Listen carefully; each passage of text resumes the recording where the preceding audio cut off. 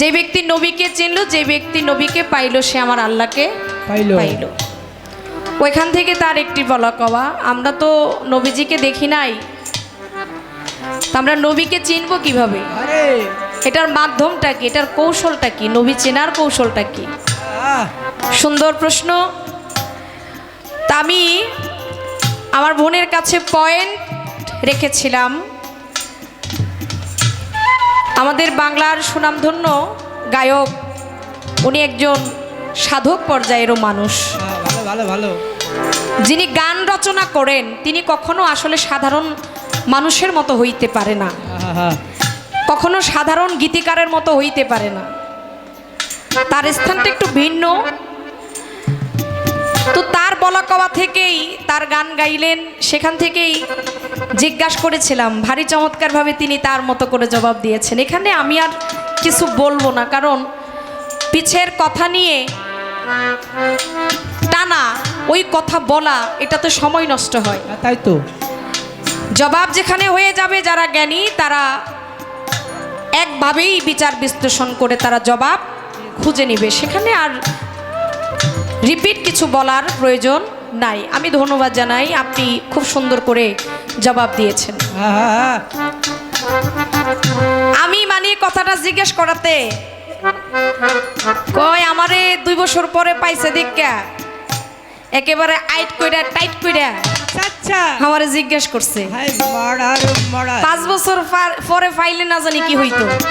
সত্য কথা না, আসলে আমি বলতে চাইছিলাম এটা, যে আমার বোনের সাথে অনেক দিন পরে আমার দেখা, তো জিজ্ঞাসা আসলে একেবারে অল্প করলেও তো হয় না। ছোট্ট একটি প্রশ্ন, আমার তো ওই আসলে কোনো প্রশ্নের জবাব ছিল না বা বাড়তি কোনো কথা ছিল না, যার কারণে পয়েন্টটা আমার মনে ছিল, এই জন্য জিজ্ঞেস করলাম।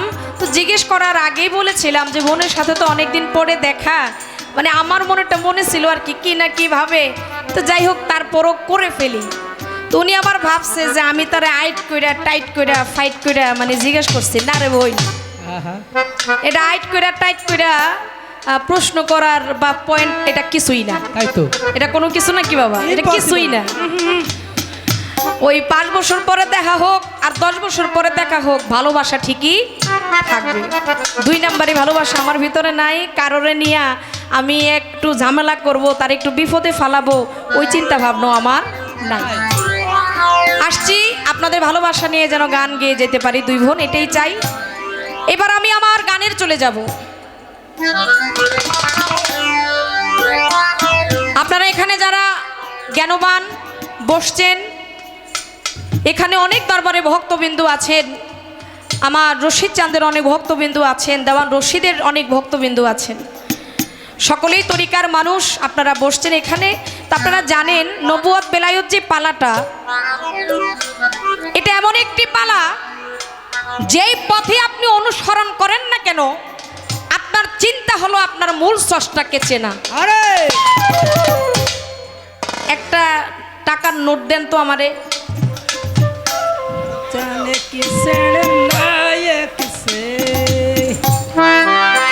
নবুয়তার বেলায়ত এই পালাটা নিয়ে আমার বোন একটা কথা বলছে, অনেকে এই পালা বড় করতে যাইয়া, মানে নবুয়ত বড় করতে যাইয়া বেলায়তে ছোট করে, বেলায়ত বড় করতে গিয়ে নবুয়ত ছোট করে, তাই না? এই বিষয়টা না, দেখেন আমি আগেই বলেছি 2টা পথই হইল আমার নবীর পথ, 2টাই আমার নবীকে নিয়ে আলোচনা। এটা একটা 200 টাকার নোট, তাই না? বাংলাদেশের 200 টাকার নোট। এটা যদি আপনি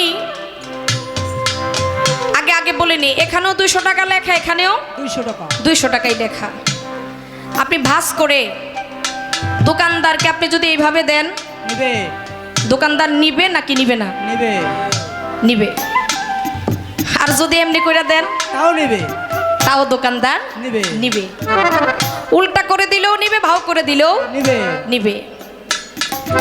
আপনি সদাই পাবেন, কারণ মান হইল সমান। ঠিক নবুয়ত আর বেলায়ত 2টার মানই সমান, কোনোটাকে বাদ দেওয়া যাবে না, ছোট বড় কোনোটাই না, দুটোটাই সমান। কারণ নবী, আরে আমার নবী নবুয়ত করেছেন, নবী আমার বেলায়ত করেছেন। করেছেন। নবী নবুয়তের থেকে নবুয়তের শিক্ষা মানুষকে দিয়েছেন, মানুষকে হেদায়েতের পথে আনার চেষ্টা করেছেন। বেলায়তের মাধ্যমে থেকে আমার নবী সাধনার মাধ্যমে তাও মানুষকে হেদায়েত করার চেষ্টা করেছেন।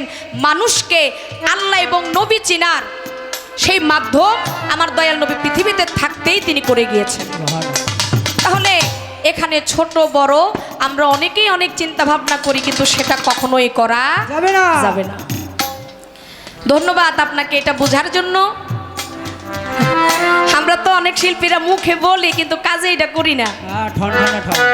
পেশটা তো এই জায়গায়, গন্ডগোল তো এই জায়গায় লেগে যায়। আরে যে পালা নিতে চাই মুখে বলি একটা, কাজে করি আরেকটা।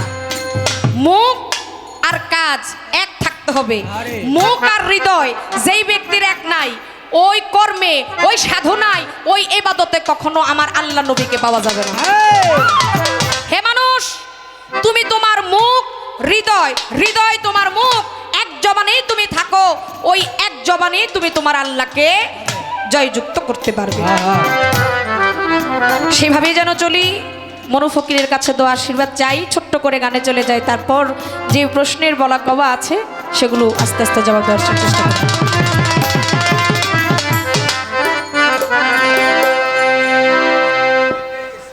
আরেকটু বাড়া।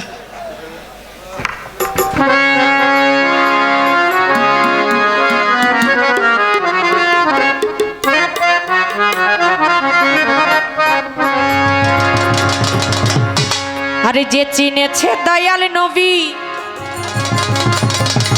তার আল্লাহ চেনার বাকি নাই, তার আল্লাহ চেনার বাকি নাই। কে ভাই আল্লাহ, কে বা নবী, কে ভাই আল্লাহ, কে বা নবী, আমি বা কোন পথে যাই, যে চিনেছে দয়াল নবী। আমি বলছিলাম প্রশ্ন করার সময় যে আমি একটু আগাইয়া করি, মানে একটু গভীর থেকে করি। বইনে কয় তা আমি পিছে পড়া থেকে লাভ কি, উনিও আগাইয়া করছে, তো আমিও গানে পিছে পড়া থেকে লাভ কি, যে জায়গায় কথা ওই জায়গায় গান ছোট্ট করে একটু না গেলে তো আর হয় না। এটা বাইট কইরা গানটা ধরলাম, ছোট্ট করে গানটা গাই।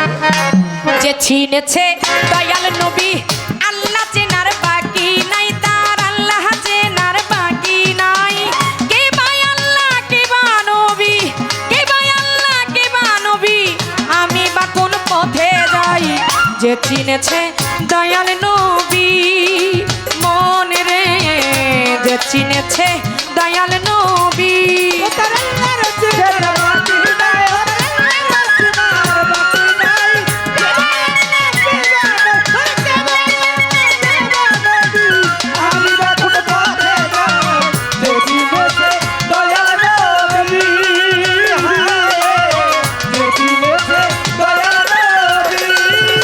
লক্ষাধিক ফেরেশতা নিয়া নূর নবীজির সম্মান গায়া, লক্ষাধিক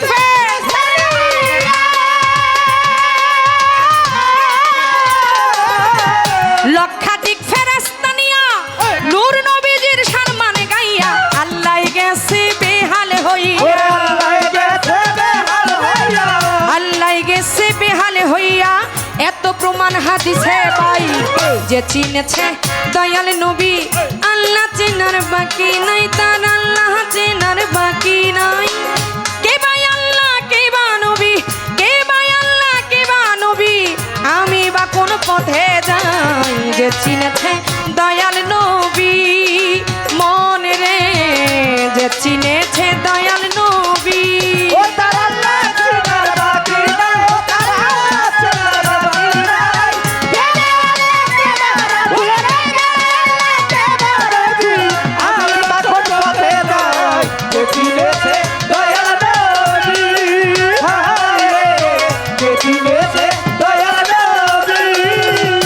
মেরাজে যাই পয়গম্বরে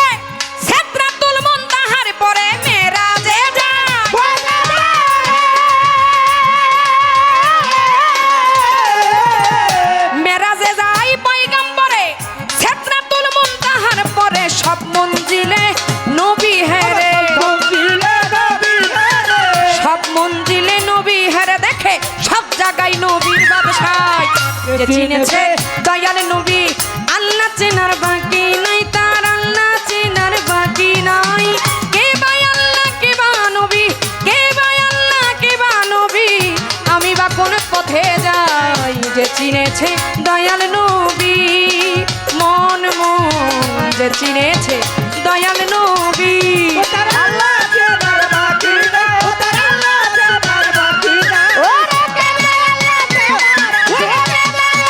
চেনার বাকি আমি যখন পথে যাই যে চিনেছে দয়াল নবী হায় যে চিনেছে দয়াল নবী মাত্র একটা পথটা বাকি নবী আল্লাহকে করে ডাকা ডাকি মাত্র একটা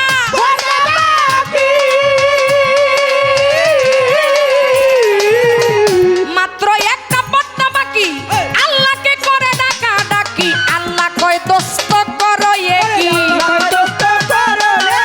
আল্লাহ কয় দোস্ত করো একি আমি সেজদাতে মোহতি সদাই চিনেছে দয়াল নবী আর আল্লাহ চেনার বাকি নাই আল্লাহ চেনার বাকি নাই কে ভাই আল্লাহ চেনার বাকি আমি যখন পথে যাই যে চিনেছে দয়াল নবী হায় যে চিনেছে দয়াল নবী নবী কয় সেজদা পয়দা তোমার তরে তুমি সেজদা করো কারে নবী কয়,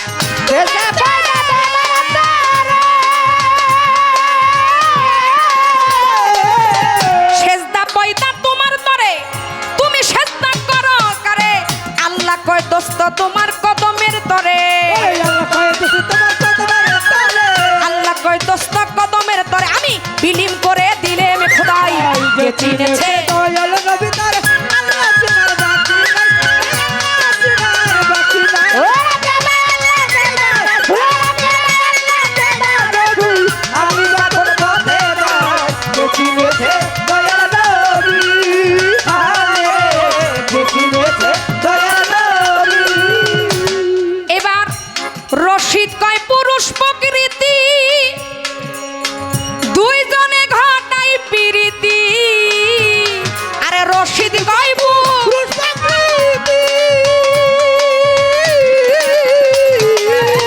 রশিদ কয় পুরুষ প্রকৃতি দুইজনে ঘটাই প্রীতি কে পুরুষ হয় কে প্রকৃতি কে পুরুষ কে প্রকৃতি কে পুরুষ হয় কে প্রকৃতি আমি হক কাজ কইতে ডরাই যে চিনেছে দয়াল নবী তার আল্লাহ চেনার বাকি নাই আল্লাহ চেনার বাকি নাই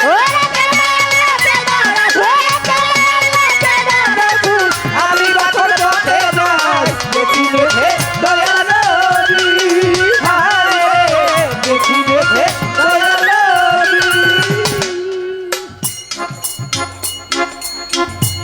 যে চিনেছে দয়াল নবী তার আল্লাহ চেনার বাকি নাই কেবা আল্লাহ কেবা নবী আমি বা কোন পথে যাই আরে আমরা যারা তরিকার মানুষ যারা তরিকায় দাখিল হয়েছি বাবা এরা গান শুনে গানের অর্ধেক তারা বুঝে যেতে পারে অর্ধেক না পুরাটাই তারা বুঝে আরে আর যারা সাধারণ আমার মতো আম মানুষ আর কি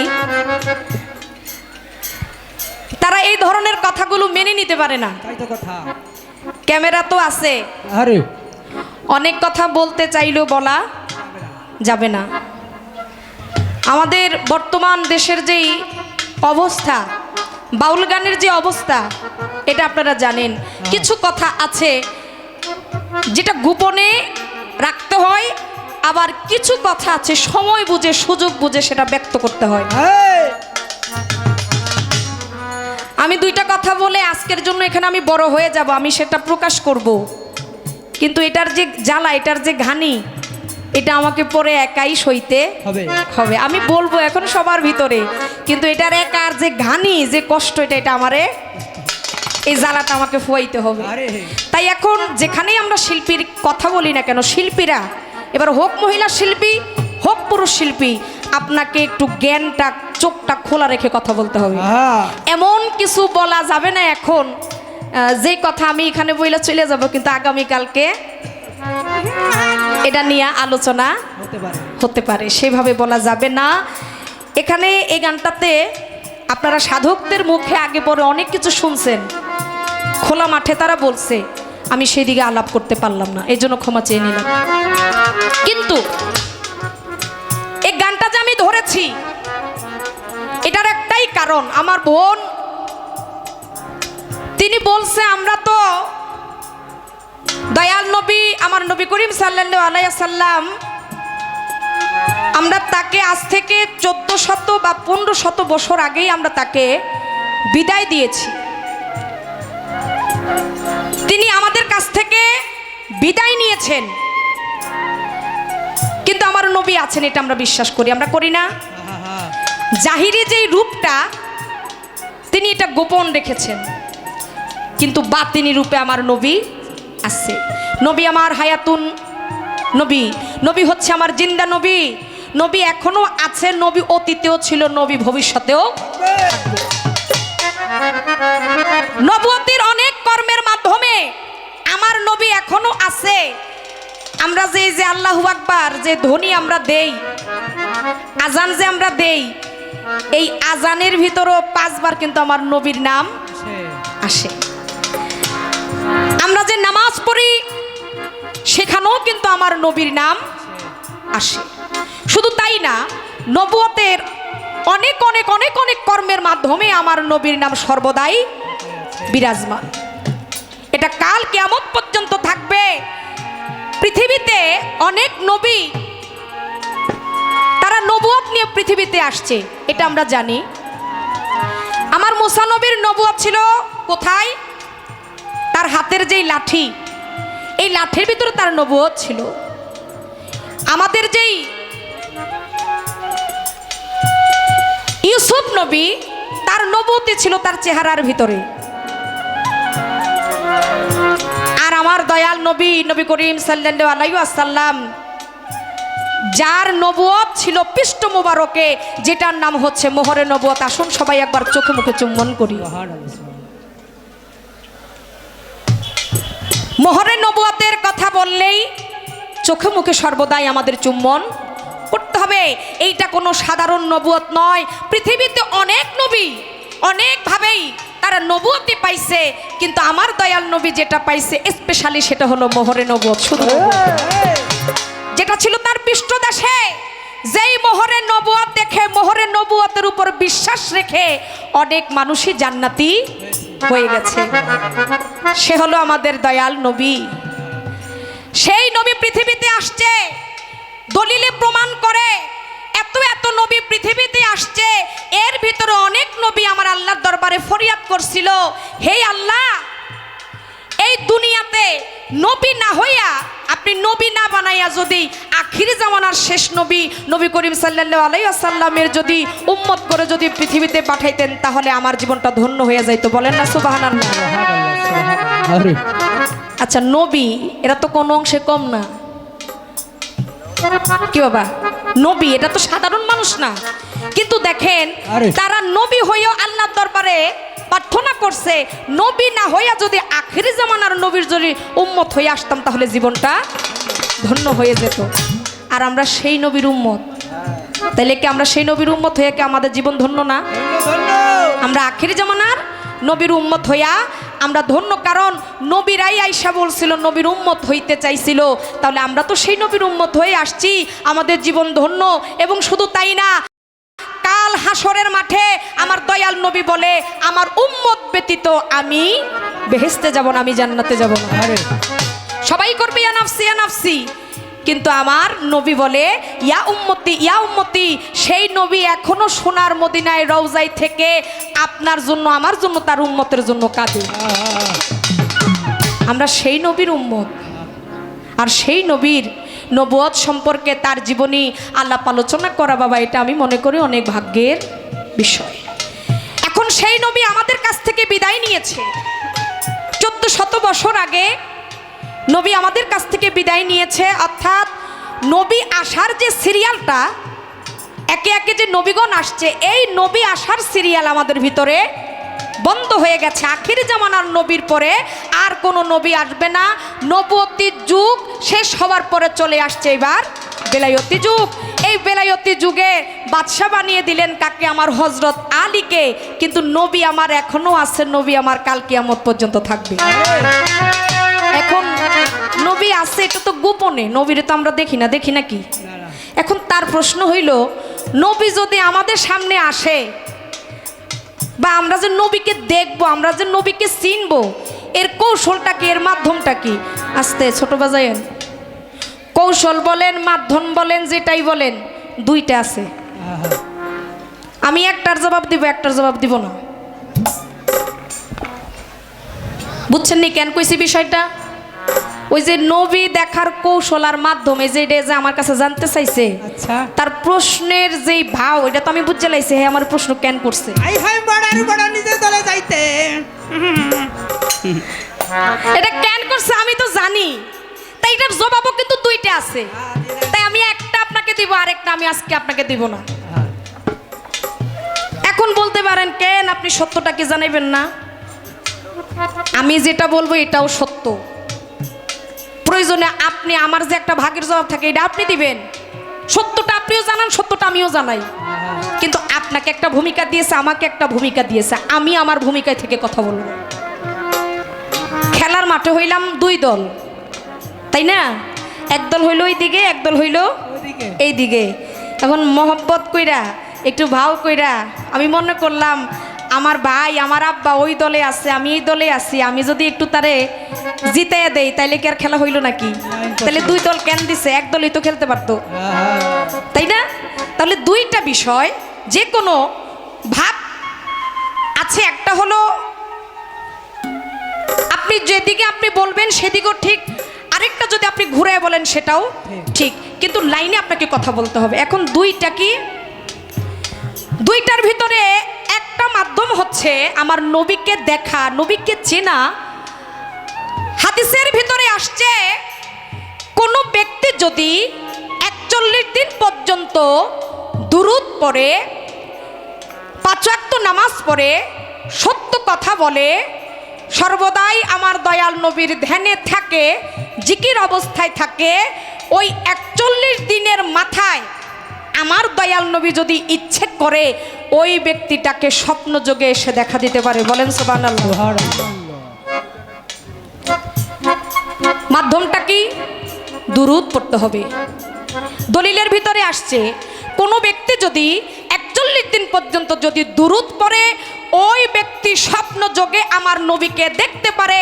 স্বপ্ন যোগে এসে আমার নবী তাকে দেখা দিবে এবং নবী তার নিজের পরিচয় দিবে, আমি হইলাম নবী করিম সাল্লাল্লাহু আলাইহি সাল্লাম, দিনের নবী মুস্তাফা।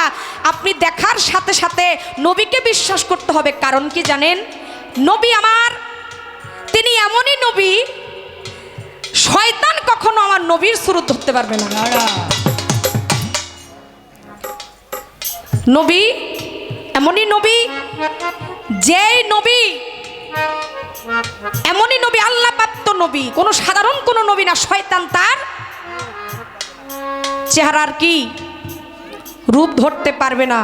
অন্য যত রূপ আছে শয়তান চাইলে ধরতে পারে, কিন্তু আমার নবীর রূপ সে ধরতে পারবে না। এখন সে যদি আপনাকে স্বপ্ন জগতে যদি আয়সা যদি দেখা দেয়, সে যদি পরিচয় দেয়, তখনই আপনি বুঝে নেবেন তিনি হচ্ছে আমার দয়াল নবী। নাকি এরপরও বিশ্বাস করবেন না হ্যাঁ যে নবী? আচ্ছা বাবা, একটা এক্সাম্পল, কথায় কথা চলে আসে। আপনাকে আপনার বাবা আপনার মায়ের গর্ভে জন্ম দিয়া চলে গেছে বিদেশ। আপনি মায়ের গর্ভ থাকতেই আপনার বাবা চলে গেছে বিদেশ। 10টা বছর পর আপনার বাবা আসলো। 10টা বছর পরে আসার পরে আপনার মা আপনাকে বলল, বাবা এই যে আসছে লোকটা, এটা হইল তোমার জন্মদাতা পিতা। আপনি কি বিশ্বাস করবেন না কি করবেন না? আছে না, এমন হয় না? জীবনে বাবাকে জন্ম চোখে দেখি নাই, মায়ের গর্ভে রেখে বাবা আমার চলে গেছে, বাবা আসছে অনেক বছর পর, আবার এমনও তো আছে বাবাকে জীবনে দেখেই নাই, আছে না? কিন্তু মায়ের পরিচয় করিয়ে দিল, এটা হলো তোমার জন্মদাতা পিতা। তাহলে এখানে উসিলাটা কি, মাধ্যমটা কি? আপনার মা। কি ওইটা হচ্ছে আপনার গুরু, আপনার মা আপনাকে বলল, আপনাকে চিনিয়ে দিল, এটা হলো আপনার মাধ্যম, এটা হলো আপনার কৌশল, আপনি জানলেন এই ব্যক্তিটা হলো আমার পিতা, আপনাকে মানতে হবে। ঠিক তেমনি ভাবে কৌশল মাধ্যম আমার দয়াল নবী আয়েশা হাদিসের ভিতরে বলছে, কেহ যদি দুরূদ পড়ে 41 দিন পর্যন্ত, কেহ যদি আমাকে স্মরণ করে মুক্তভাবে, সেখানে ভাব মূর্তি রেখে কেউ যদি আমাকে স্মরণ করে, আমি নবী ইচ্ছে করলে আমি তাকে 41 দিনের মাথায় স্বপ্নযোগে এসে আমি পরিচয় দিতে পারি, আমি তার রসুল, আমি মোহাম্মদ মুস্তফা। আপনাকে বিশ্বাস করতে হবে। তাই এত মাধ্যমের আমার দরকার নাই। আমার হাদিসের শরীয়ত, যে আপনি বলছেন শরীয়তে কি বলে, দুরুদি হলো মাধ্যম, এই মাধ্যমের ভিতরেই আপনি বিশ্বাস করে নেবেন। আমার নবী দেখা দিলে সে হলো আমার দিনের নবী, নবী করিম সাল্লাল্লাহু আলাইহি ওয়াসাল্লাম।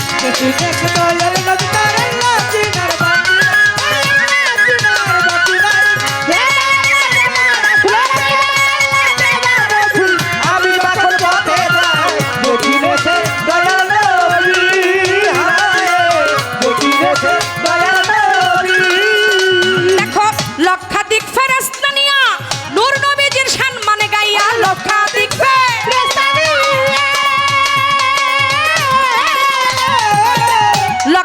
ফেরেশতা নিয়া নূর নবীজির সম্মানে গাইয়া, আল্লাহ গেছে বেহাল হইয়া,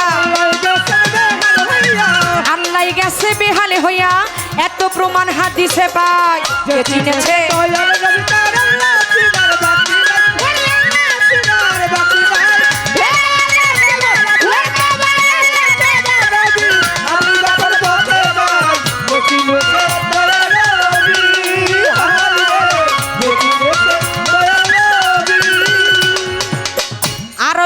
কথা আমার কাছে রহিয়া গেছে। কমিটি কইছে একটি প্রশ্ন হবে কৌশল কইরা, আরো একটা বাজাইয়া দুই খানের মিল করছে। জ্ঞানী বয়াতি কয়, চালাক বয়াতি কয়, এরকম ভাব দেখিয়া লইবেন। ভাবের মানুষ কথা কইলে গান গাইলে এইভাবে বুঝিয়া বুঝিয়া লইবেন। বয়াতি কয় এগুলারে কইবেন আপনি একটার ভিতরে দিয়া দেব একটা, এটা বুঝতেই পারবেন না। আমি শুনলাম কোনদিন এই বয়াতিরে কইেন না, কথা কম কম, কত যত কইবেন কম তত কইব বেশি, যত কইবেন বালা করত তত করব খারাপ। আচ্ছা এটা কার হয় জানি না, তবে এটা আমার বেলা বেশি হয়। যেদিন কইছে কমিটি আফা একটু ভালো কইরা গান টান গাইবেন, কেন জানি ওই দিন প্রতিদিন যাও হেটা হয় না, আরো খারাপ হয়। যেই কমিটি কইছে আজকে 7টা বাজে আমাকে বাড়িতে উপস্থিত হইবেন, 7টা বাজে আর জীবনে যাইতে পারি নাই, হ্যাঁ উপস্থিত হয়েছে 10টা বাজে। এই লেগে আমি কই আমার যেন কোনো কমিটি এই তাড়াতাড়ি আহেন বা এই সেই এটি যেন কিছু না কয়, সময় হইলে আমি এমনি যাম। আমি দেখছি এটি কইলে আরো বেশি ভ্যাল লাগে। আমরা ভাই আমরা এত কথা বলার শিল্পী না, তারপরে আমাদেরকে মন খুলে বলতে দেন। আমরা বেশি বলবো না, অল্প বলবো, এই অল্পতে যেন শ্রোতা খুশি হয়, আমাদের সেদিক অবশ্যই খেয়াল থাকবে।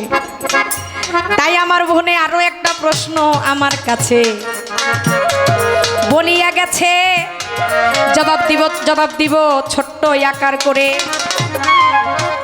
বলে দিনের নবী নবী করিম সাল্লাল্লাহু আলাইহি সাল্লাম তিনি তার জীবন দশায় ইহুদি নেসার যাই বলেন অনেকের বাড়িতে গেছে, দুজন ব্যক্তির বাড়িতে যায় নাই। এই দুজন ব্যক্তিকে, দুজন ব্যক্তির ভিতরে একজন হলো, আপনারা অনেকেই তাকে চিনেন, অনেকেই তার নাম শুনেছেন, আমাদের পাগলকুরের শিরোমণি যাকে বলা হয় ওয়াশকুরুনি, নাম শুনছেন না বাবা? আচ্ছা জীবন দশায় পাইছেননি দলিল পইরা যে ওয়াশকুরুনির বাড়িতে আমার দয়াল নবী গেছিল? আপনারা শুনছেন? কেন বলছো? ওই যে না দেখে প্রেম করছে। কে করছে? ওয়াশকুরুনি পাগল করেছে। হ্যাঁ ওয়াশকুরুনি আমার দয়াল নবীর বাড়িতে গেছে, কিন্তু বাড়িতে যাইও আমার দয়াল নবীকে ওয়াশকুরুনি পাগল দেখে নাই। এই জায়গার ভিতরে অনেক গভীরত্ব লুকিয়ে আছে। না দেখার প্রেম,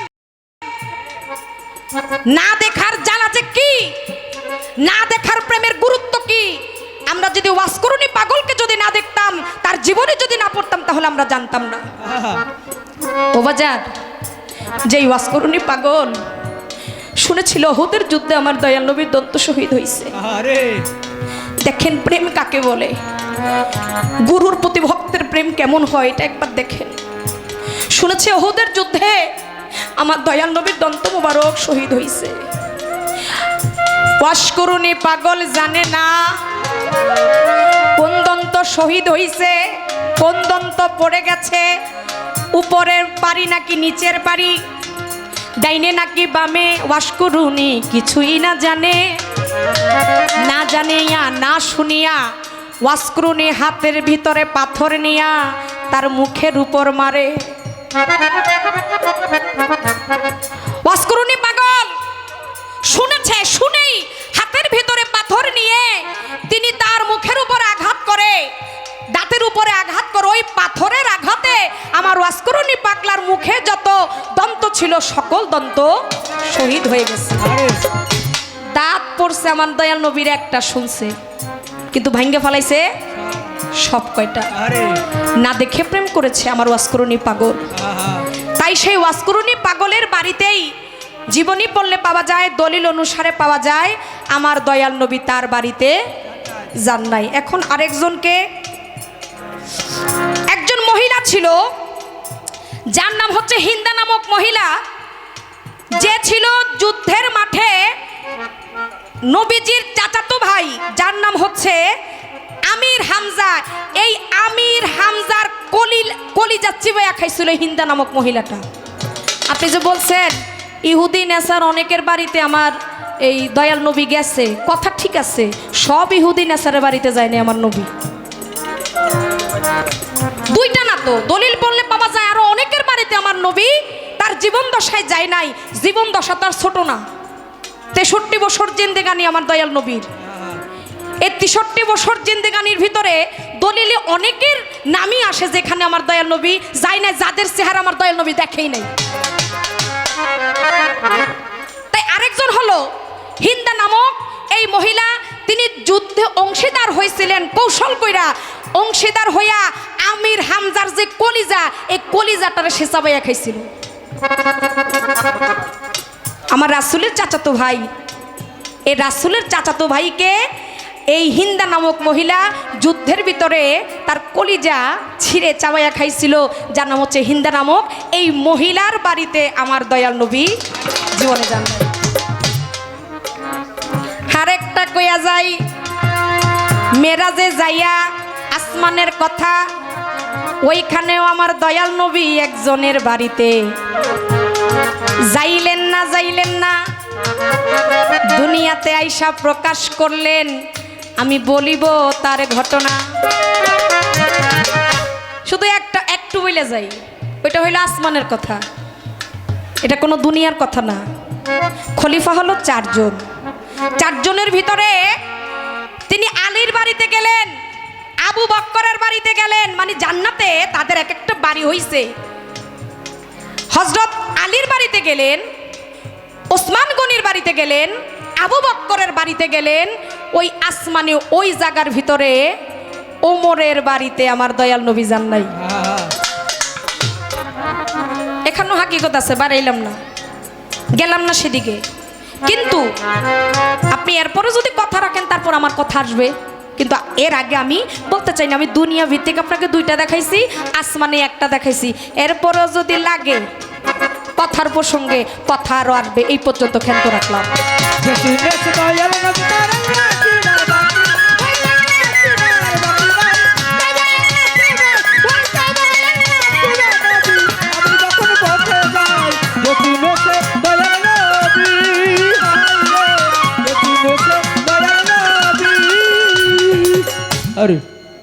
এইবার আমি আপনার কাছে বেলায়েতের একটি প্রশ্ন আসরেতে চাই। আমি বেশি করব না, একটাই আপনার কাছে চাই।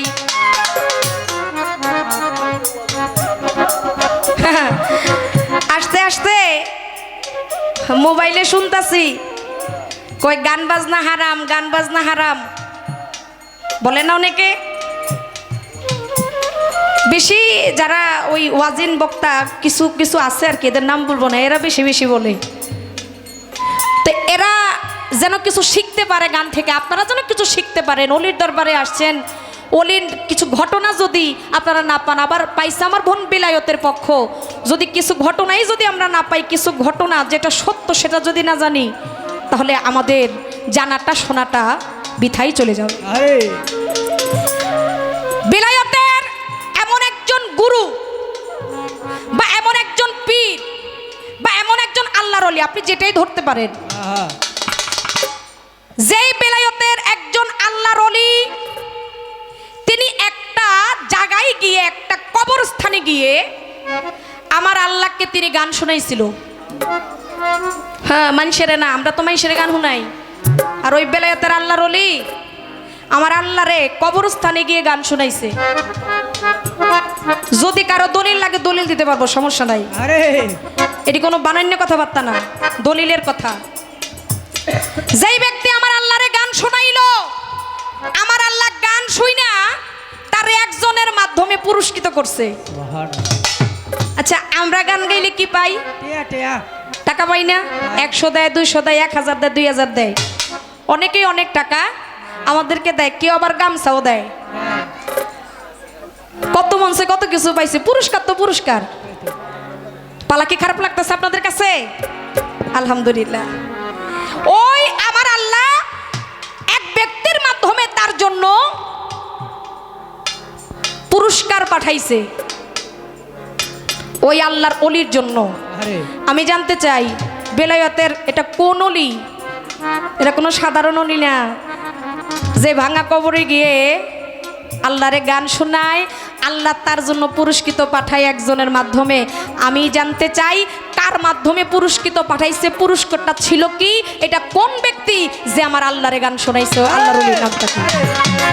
সিনেতে দয়াল নবী তার মদিনার বাতি আমি যখন বলতে যাই সিনেতে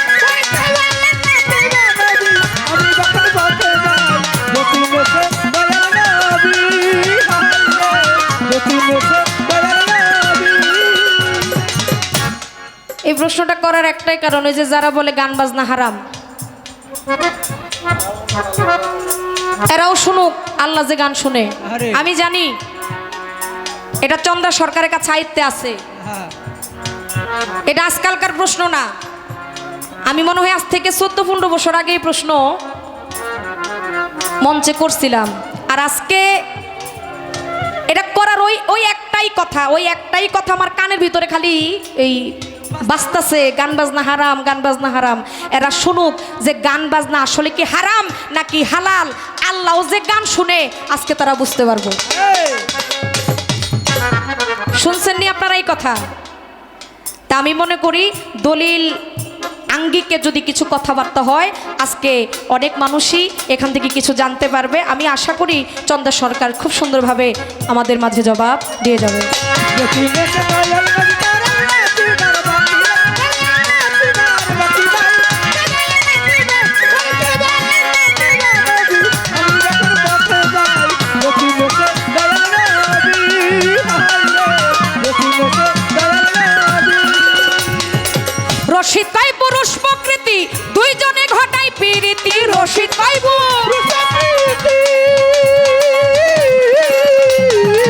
রশিদ ভাই পুরুষ প্রকৃতি, দুইজনে ঘটাই প্রীতি। কে পুরুষ হয় কে প্রকৃতি, পুরুষ হইতে প্রকৃতি কে পুরুষ হয় কে প্রকৃতি। হক কথা কইতে ডরাই রে চিরেছে। দয়াল নবী তার মদিনার বাতি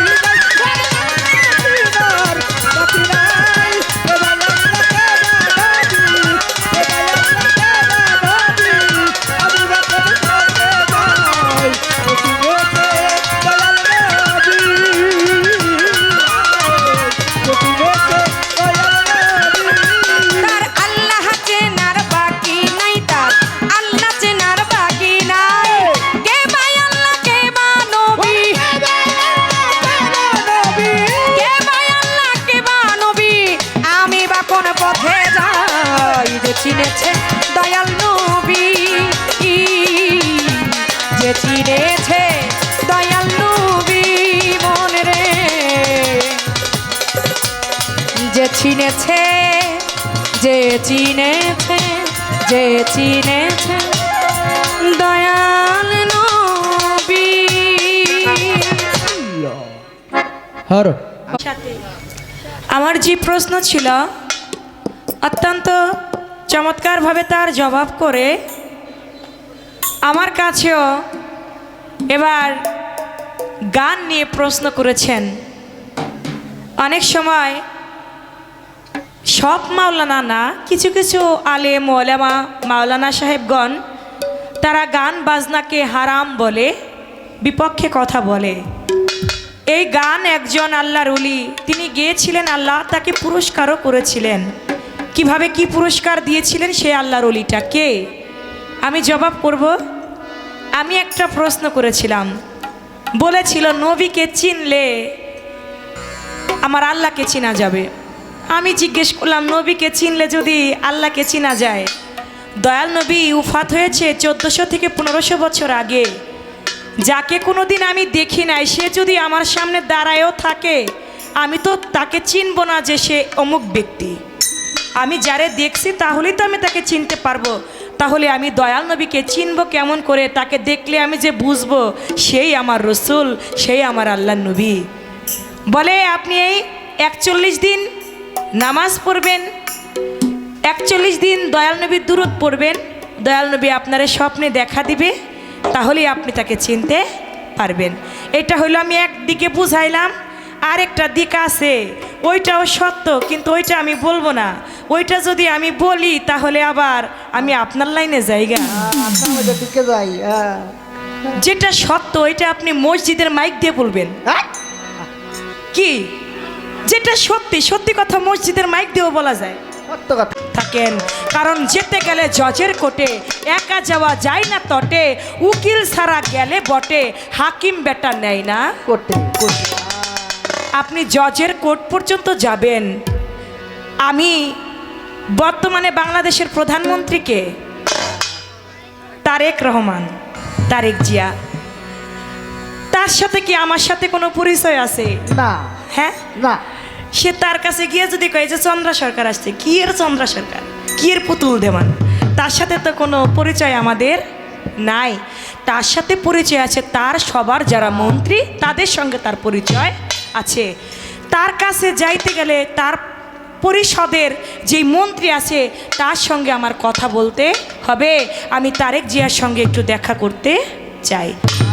তার সাথে কথা বলে তারা যদি আমাকে তার পর্যন্ত পৌঁছায় দেয় আমি তার পর্যন্ত যাইতে পারবো। আল্লাহর ওলিগণ হচ্ছে আল্লাহর পরিষদের সদস্য। সুবহানাল্লাহ। আমার মনোচান হচ্ছে আল্লাহ পরিষদের সদস্য। তার কাছে গিয়েই তো আমার আল্লাহ, আমার রসুলকে চিনা যাবে, আমার আল্লাহকে চিনা যাবে। তা না হলে তো চিনা যাবে না। না। এজন্য আল্লাহর অলিগণ, নাইবে রসুল অলিগণ যারা, তাদের কাছে তাকে চিনলেই তো আমার রসুলকে চেনা যাবে। যিনি মুর্শিদ তিনি রসুল, ইহাতে নাই কোনো ভুল, খুদাও সে হয় এমন কথা লালন কয় না আল্লাহর কোরআনে। তাই যিনি মুর্শিদ তিনি রসুল। মুর্শিদকে চিনতে হবে, মুর্শিদকে দেখতে হবে। একটা গান আছে না, সাথে ধরেন। কত রঙ বিরঙ্গে নানান রঙ্গে, কত রঙ বিরঙ্গে নানান রঙ্গে, ছায়ামা রঙ্গে মিশে ছেড়ে মুর্শিদ রূপে সাই, ছায়ামার বিরাজ করতা সেরে মুর্শিদ রূপে সাই, ছায়ামার বিরাজ করতা সেরে মুর্শিদ রূপে সাই, ছায়ামার বিরাজ করতা সেরে মুর্শিদ রূপে সাই। যেজন আল্লাহ পাইবার আশা করিয়া ঘুরিতেছে রাস্তা দিয়া,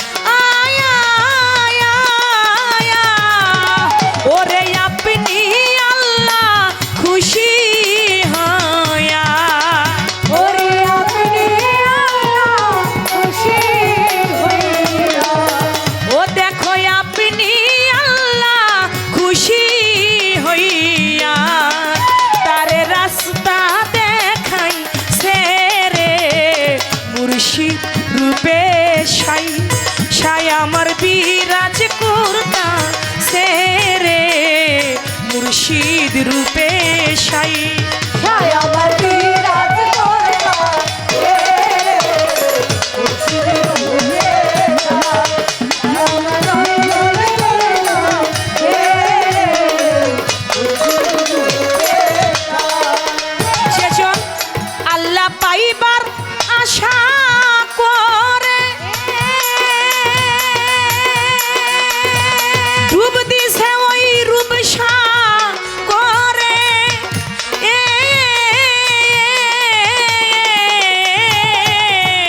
আল্লাহ পাওয়ার আশা করে ডুব দিয়াছে রূপসা করে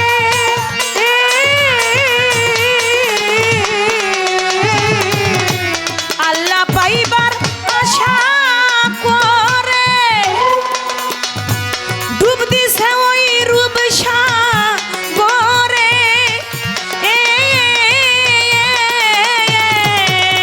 ওরে আপনি আল্লাহ মুর্শিদ হইয়া ওরে আপনি আল্লাহ মুর্শিদ হইয়া ওরে আপনি আল্লাহ মুর্শিদ হইয়া তারে পথ দেখাইতা সেরে মুর্শিদ রূপে সাই আসতে এটা গানের কথা থেকে আমার গানটি চলে আসছে আগের দিনের শিল্পীরা একটা প্রশ্ন হয়ে গেলে গান গাইতে গাইতে কয়টা গাইতো তার খবরও থাকতো না তাই গানের মধ্যে বলেছে কত রং বিরঙ্গে নানান রঙে সাই আমার রঙে মিশেছে মুর্শিদ রূপে সাই সাই আমার বিরাজ করতেছে এই রূপের মধ্যেই তো তোমার ওই রূপ বিকাশিত আছে এখান থেকে যে যাকে নিবি সেই তো তোর পরকালে নবী তুমি যদি এখান থেকে নবী না নিতে পারো ওইখানেও তুমি নবীকে চিনতে পারবে না নবী হচ্ছে লুৎফাই নূর নিত্য নতুন ঐশীবাণী প্রচার করনেওয়ালা তাই সেই নবীকে চিনতে গেলে আগে এই দুনিয়ার মধ্যে থেকে এই নবীকে আমার মনোয়ার চানকে চিনতে হবে তাহলেই ওই নবী পর্যন্ত পৌঁছানো যাবে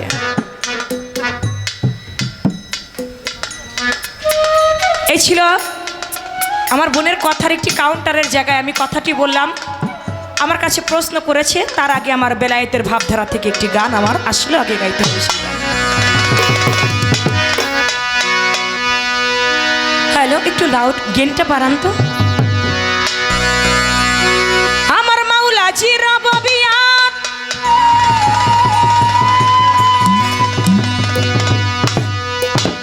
আসলাম ভাই যার মাধ্যম দিয়ে আসলাম তা কি দেখতে পাচ্ছি না আসলাম ভাইকে বলবো মঞ্চে আসার জন্য আপনি মঞ্চে আসবেন আপনার প্রতি অনেক অনেক আমাদের উভয় শিল্পী থেকে সালাম ভালোবাসা রইল ধন্যবাদ আমার মাওলা চিরবিয়াত আমার দয়াল নবীরে সালাম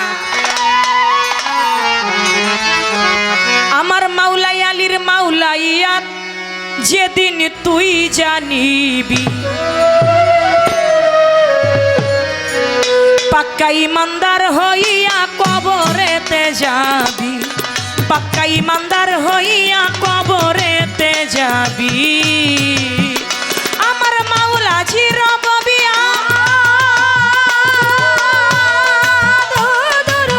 মাওলা চিরবিয়াত দয়াল নবীরে সালাত মাওলাই আলীর মাওলাইয়াত যেদিন তুই জানিবি পাক্কা ইমানদার হইয়া কবরেতে যাবি পাক্কা ইমানদার হইয়া কবরেতে যাবি আমার মাওলা চিরবিয়াত মাওলা চিরবিয়াত দয়াল নবীর সালাত মাওলাইয়াত যেদিন তুই যাবি পাক্কা ইমানদার হইয়া কবরেতে যাবি পাক্কা ইমানদার হইয়া কবরেতে যাবি মনরে আমার খুদাই জ্ঞানের পরিধি ও তোর অনন্ত অনাধি রাসূলের সালাত তার সমান জানিবি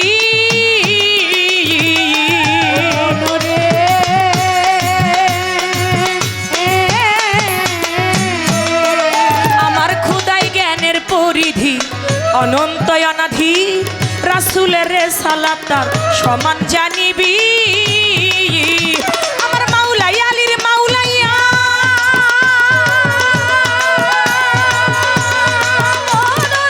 মাওলাই আলীর মাওলাইয়া দিনে হইয়া খাকি কর মাওলাই আলীর মাওলাইয়া দিনে হইয়া খাকি কর মাওলাই আলীর মাওলাইয়া দিনে হইয়া খাকি কর হইলে নবীজির উম্মত অবশ্যই মানিবি পাক্কা ইমানদার হইয়া কবরেতে যাবি পাক্কা ইমানদার হইয়া কবরেতে যাবি আমার মাওলা দিরা ববিয়া ও দরুদ মাওলা দিরা ববিয়া দয়াল নবীর সালাত মাওলার মাওলাইয়া দেবি তুই যাবি পাক্কা ইমানদার হইয়া কবরেতে যাবি পাক্কা ইমানদার হইয়া কবরেতে যাবি ও মনরে সেই রববিয়াতে রোদা খুইলা দিল পরওয়ার মিরাজে হইল দিদার আল্লাহ আর নবী ও মনরে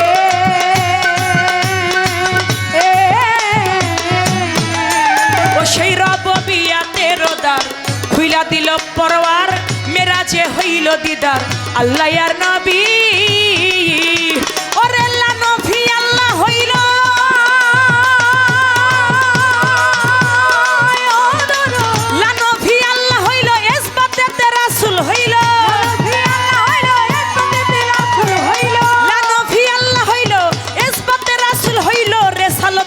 হইলের হাকিকত জানিবি পাক্কা ইমানদার হইয়া কবরেতে যাবি পাক্কা ইমানদার হইয়া কবরেতে যাবি আমার মাওলা দিরা ববিয়া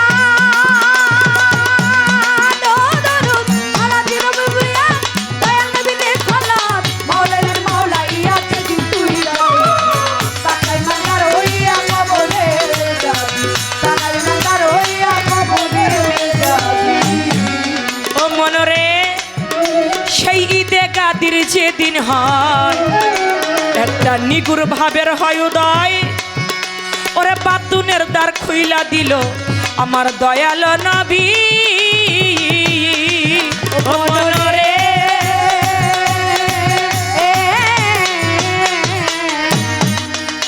ওই ঈদে গাদির যেই দিন হয় একটা নিগুর ভাবের হয় উদয় দেখো বাতুনের দ্বার খুইলা দিল দয়াল নবী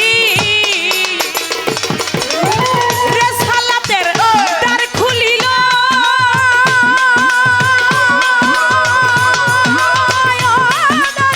রে সালাতের দ্বার খুলিল মাওলাইয়াত পূরণ হইল রে সালাতের দ্বার খুলিল মাওলাইয়াত পূরণ হইল রে সালাতের দ্বার খুলিল মাওলাইয়াত পূরণ হইল পীরের শিরি নাইমা আইলো আসল তৌহিদে ডুবিবি পাক্কা ইমানদার হইয়া কবরেতে যাবি পাক্কা ইমানদার হইয়া কবরেতে যাবি আমার মাওলা দিরা ববিয়া ও দরুদ মাওলা দিরা ববিয়া দয়াল নবীর সালাত মাওলা আলী মাওলাইয়া দেবি তুই যাবি পাক্কা ইমানদার হইয়া কবরেতে যাবি পাক্কা ইমানদার হইয়া কবরেতে যাবি মনরে সরকার রশিদ বলে মুসলমান আমার আল্লাহ নবী আলীর শান ও তুই তিনটাই সমান জানিয়া ইবাদত করবি ও মনরে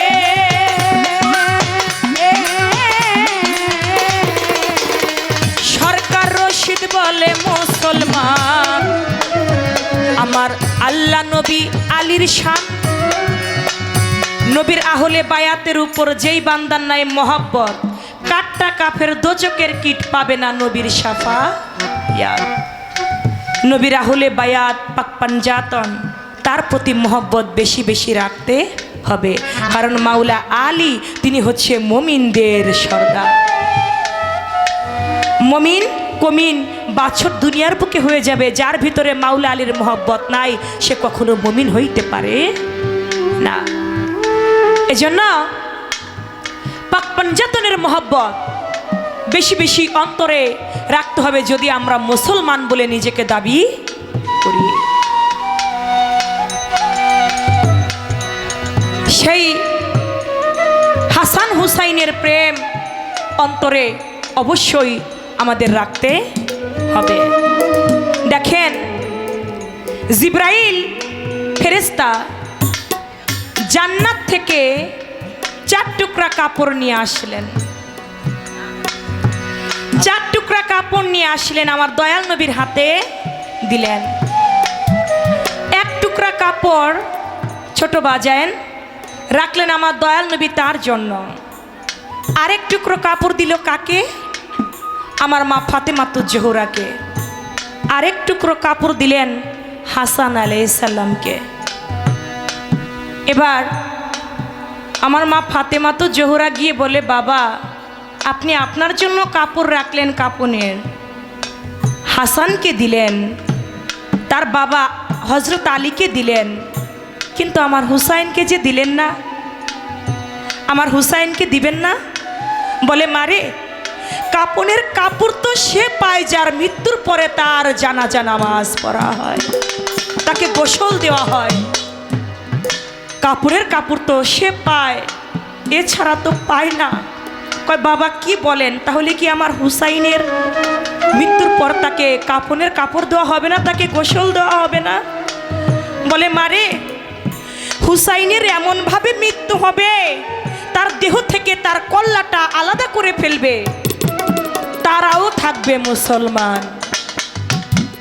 আছে না এমন মুসলমান, নামধারী মুসলমান, গায়ের মধ্যে জুব্বা পরা, মাথার মধ্যে টুপি, মুখের মধ্যে দাড়ি, কিন্তু বলে তারাও মুসলমান থাকবে, তারা আমার হুসাইনকে কল্লাটা আলাদা করে ফেলবে, কারবালার ময়দানে আমার হুসাইন শহীদ হয়ে যাবে, আমার হুসাইনকে মেরে ফেলবে। বলে, বাবা সেদিন আপনি থাকতে আমার হুসাইনের গায়ে আঘাত করবে কে? আপনি না হুসাইনের নানা, আপনি গিয়ে আপনার হুসাইনকে বাঁচাবেন, আপনি হুসাইনকে না ভালোবাসেন। বলে, মারে সেদিন যে দুনিয়ার বুকে আমি থাকবো না, আমি কেমন করে হুসাইনকে বাঁচাইতে যাব কারবালার মাঠে? কয়, বাবা তাহলে হুসাইনের যিনি বাবা, বাবা হইয়া তো ঘরে বসে থাকতে পারবে না, কারবালার মাঠে হযরত আলী গিয়ে তার সন্তানকে বাঁচাবে। বলে, মারে সেদিন মাওলা আলীও দুনিয়ার বুকে থাকবে না। বলে, বাবা তাহলে জগতে ভাই বড় ধন, রক্তের বাঁধন, ভাই তো হাসান, ভাইয়ের বিপদে নিশ্চয়ই ভাই আগায়া যাবে, ভাই হইয়া হাসান সেদিন কারবালার মাঠে ভাইকে বাঁচাইতে যাবে। বলে, মারে সেদিন হাসানও দুনিয়ার বুকে থাকবে না। বলে, বাবা সেদিন যদি আপনি না থাকেন, সেদিন যদি মাওলা আলী না থাকে, সেদিন যদি হাসানও না থাকে, আমি মা, আমি 10 মাস 10 দিন সন্তানকে ধারণ করেছি, আমার নারী চিরাধন, আমার বুকের মানিক হুসাইন, আমি সেদিন কারবালার মাঠে গিয়ে আমি আমার সন্তানকে বাঁচাইতে যাব। বলে, ফাতেমা রে মা, আমার পরে 6 মাস পরে মা তুমিও চলে আসবা, তুমিও সেদিন থাকবা না। বলে, বাবা সেদিন আপনি থাকবেন না, কেউ থাকবে না, আমি থাকবো না, তাহলে আমার হুসাইনের জন্য কি কান্না করার মতো একটা মানুষ থাকবে না? আমার হুসাইনের জন্য কাঁদবে কে? বলে, মা আমি দোয়া করি, তুমি আমিন বলো। এই দুনিয়ার বুকে এমন একটা কম সৃষ্টি হবে যারা কিয়ামত পর্যন্ত হাই হাসান হাই হুসাইন বলে দুনিয়ার বুকে তারা কাঁদতে থাকবে। কাঁদে কিনা বাবা? 10ই মহরম আসলে দেখা যায় পাক পাঞ্জাতনের প্রেমিকদের, 10ই মহরম আসলে দেখা যায় হুসাইনের প্রেমিকদের, যারা হুসাইন হুসাইন বলে বুকের রক্ত ঝরায়, পিঠের রক্ত ঝরায়। বলে কিয়ামত পর্যন্ত তারা হুসাইনের প্রেমে, পাক পাঞ্জাতনের প্রেমে কানবে। এবার হুসাইন গিয়ে ছোট ছোট পায়ে গিয়ে বলে, নানা দুনিয়ার বুকে যারা আমার জন্য কাঁদবে, ও নানা আপনি তাদের কিছু দিবেন না? আপনি তাদের কি পুরস্কার দিবেন? বলে, আমি সেদিন রসুল তাদেরকে নিজেই সুপারিশ করব, আমি হব তাদের সুপারিশ করনেওয়ালা। বাবার কাছে গেল, বাবা যারা আমার জন্য দুনিয়ার বুকে কাঁদবে, আপনি তো মাওলা আলী বেলায়েতের সর্দার, আপনি তাদেরকে কি দিবেন? বলে, আমি মাওলা আলী সেদিন তাদেরকে হাসরের মাঠে আরশের ছায়া তলে রাখবো। গেল ভাই হাসানের কাছে, ভাই তুমি তাদেরকে কি দিবে যারা আমি হুসাইন প্রেমে কাঁদবে? বলে যারা তুমি হুসাইন প্রেমে কাঁদবে আমি জান্নাতে যুবকদের থাকবো সর্দার, তাদেরকে আমি জান্নাতের মধ্যে প্রবেশ না করাইয়া আমি নিজেও সেই জান্নাতে প্রবেশ করব না। মায়ের কাছে গিয়ে বলে, মা আপনি তাদেরকে কি দিবেন যারা আমার জন্য কাঁদবে? বলে হুসাইন রে, আমি জান্নাতের চাবিটাই থাকবে আমার হাতে, সেদিন তাদেরকে জান্নাতে না দেওয়া পর্যন্ত আমি মা ফাতেমাও জান্নাতে প্রবেশ করব।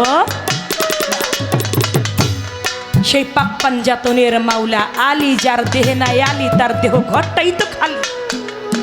যার দেহে নাই পাক পাঞ্জাতনের মোহাব্বত, সে আবার কিসের মুসলমান, কিসের ইমানদার, কিসের মুমিন? সে কখনো মুমিন হইতে পারে না, সে কখনো মুসলমান হইতে পারে না। তাই রশিদ সরকার বলেছে, শুনো রে ভাই মুসলমান, ঠিক রাখতে চাইলে ইমান, আল্লাহ নবী আলীর শান তিনটাই সমান জানিয়া তুই ইবাদত করবি মনরে।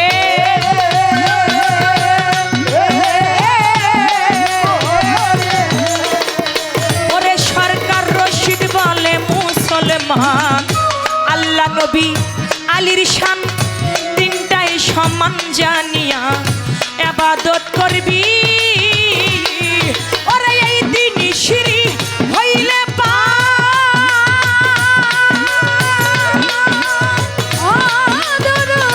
এই দিন শিরি হইলে পাপ অবশ্যই পাবি দিদার।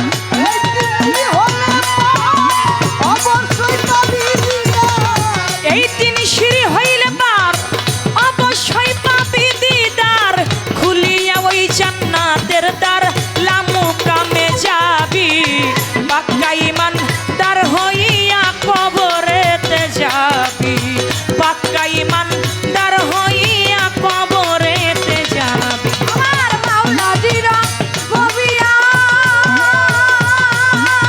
ও দরুদ, মাওলা দিরা গবিয়া দয়া নবী দেখানার, মাওলা আলী মাওলা রিয়াদ যেদিন তুই রাজি, পাক্কা ইমানদার হইয়া কবরেতে যাবি, পাক্কা ইমানদার হইয়া কবরেতে যাবি। যেই ভাবেতে প্রশ্ন করে ধর্মরাজা শহরে, আস্তে ধীরে জবাব দিবে চন্দ্রা সরকারে না রে। ওরে যেই ভাবেতে সরকার মনে, আস্তে ধীরে জবাব চন্দ্রা সরকারে না। আমায় যেই ভাবেতে প্রশ্ন করে ধর্মরাজা সরে, আস্তে ধীরে জবাব দিবে চন্দ্রা সরকারে না রে।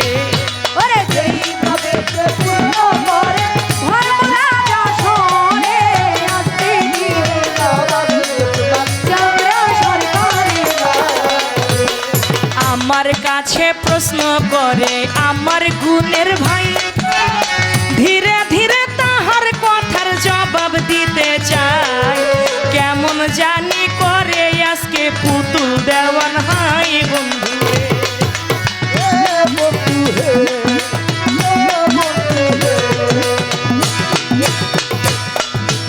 আমার কাছে জিজ্ঞাসা করে আসরে দাঁড়াইয়া, বলেন বলেন চন্দ্রা সরকার বেলায়ে ধরিয়া, আস্তে ধীরে বলবো কথা শুনে নিবেন বইয়া বন্ধে।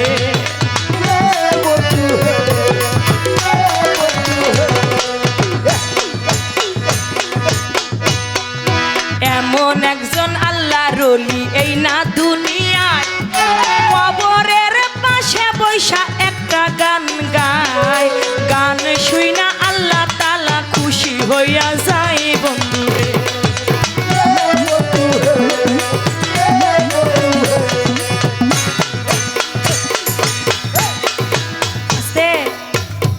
এমন একজন আল্লাহর ওলি কবরের পাশে বসে বসে তিনি গান গাইছেন, সেই গান আবার শুনে আমার আল্লাহ খুশি হইয়া গেছেন।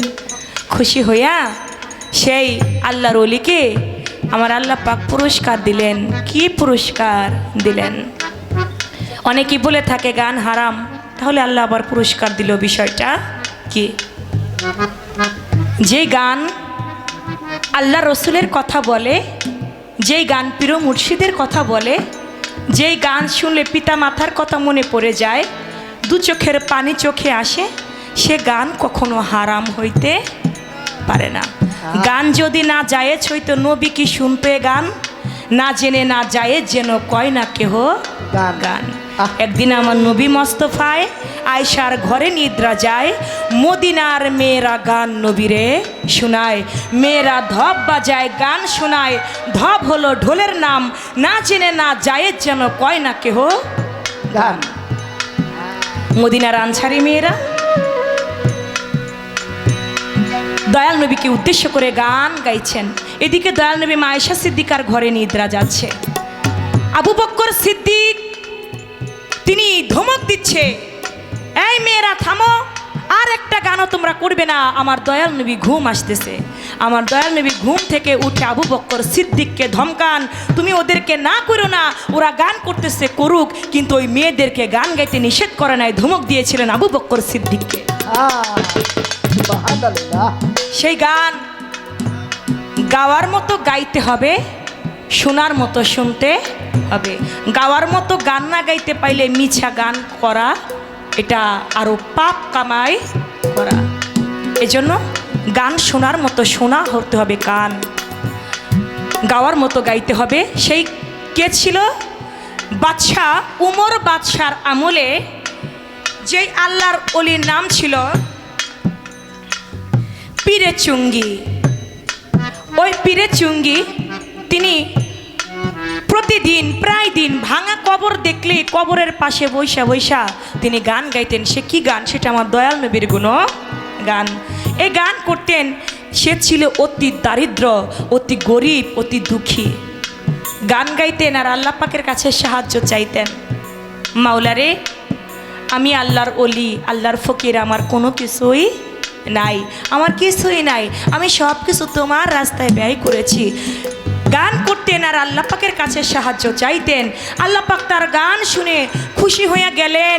খুশি হওয়াতে তিনি ওই সময়ের যিনি বাদশাহ উমর বাদশাহ, তাকে স্বপ্ন দেখাইলেন, হে উমর, তোমার জামানায় দেখো একটা লোক পীরে চুঙ্গি তার নাম, কবরের পাশে বসে বসে তিনি গান করে, তুমি যাও তোমার বালিশের নিচে দেখো, আমি আল্লাহ আমার তরফ হইতে 700 স্বর্ণ মুদ্রা আমি তোমার বালিশের নিচে রেখেছি, এই 700 স্বর্ণ মুদ্রা তুমি ওই অলিকে দান করে দাও। সুবহানাল্লাহ। বাদশাহ উমরের ঘুম ভাঙলো। তিনি খোঁজ করতে লাগে পীরে চুঙ্গির। পীরে চুঙ্গির খোঁজ পেয়ে গেল। খোঁজ পেয়ে তিনি সেখানে গেল। সেখানে গিয়ে দেখে কবরের পাশে বসে বসে তিনি গান গাইছেন। তখন ওই বাদশাহ উমর তার হাতে ওই আল্লাহর তরফ হইতে আসা স্বর্ণ মুদ্রা, 700 স্বর্ণ মুদ্রা তাকে দিয়ে বলল, নাও, এটা আল্লাহ পাক স্বপ্নের মাধ্যমে আমাকে দিয়েছে, এটা আল্লাহ পাক তোমার উপর খুশি হয়েছে, এই স্বর্ণ মুদ্রাটা তুমি গ্রহণ করে নাও। সে ছিল কে? যার নাম ছিল পীরে চুঙ্গি রহমাতুল্লাহ আলাইহি। এই ছিল তার কথা। দেখেন, আল্লাহর ওলিগণের বেলায়েতের হাকিকতি বিষয় বলতে গেলে বাবা বলে কয়েও কখনো শেষ করা যাবে না। আল্লাহর ওলিগণ, আমার বোন বলছে না, ওলিরা কি পারে, কি আছে ওলিদের মধ্যে, এটা আমার বোন আজকে বলবে। আমার বোন বললেই তো এটা প্রকাশ পাবে, আর প্রকাশ পাইলেই তো আমাদের অনেকের জানাশোনা হবে। শুনেন, বেলায়েতের ভাবধারা দিয়ে এক রাত্রে বলে কয়ে কখনো শেষ করা যাবে না। অনেক বেলায়েতের গুণকীর্তন অনেক, এটা বলা কোয়া শেষ হবার না। যিনি নবী ছিলেন, নবীদের মধ্যে নবুয়তের একজন নবী, যার নাম আপনি বলেছেন মুসা নবী। মুসা নবীর কথা বলছে না? ওই মুসা নবী তিনি একদিন রাস্তা দিয়া যায়। ওই রাস্তার পাশে একটা মহিলা দাঁড়ায় রইছে। ওই মহিলা বলে, মুসা নবী আপনি কই যান? বলে, আমি কুহুতর পাহাড়ে যাই। বলে, আপনি কুহুতর পাহাড়ে গিয়ে কি করেন? বলে, কুহুতর পাহাড়ে আমি আল্লাহর সঙ্গে কথা বলি। বলে, মুসা নবী আমার অনেক বছর হয় বিয়ে হয়েছে। জানেন মুসানবী, আমার আল্লাহ আমার একটা সন্তান দেয় নাই। আমার স্বামী ঘরে আসতে আমাকে কথা শোনায়, বসতে কথা শোনায়, অনেক কষ্টে আছে মুসানবী।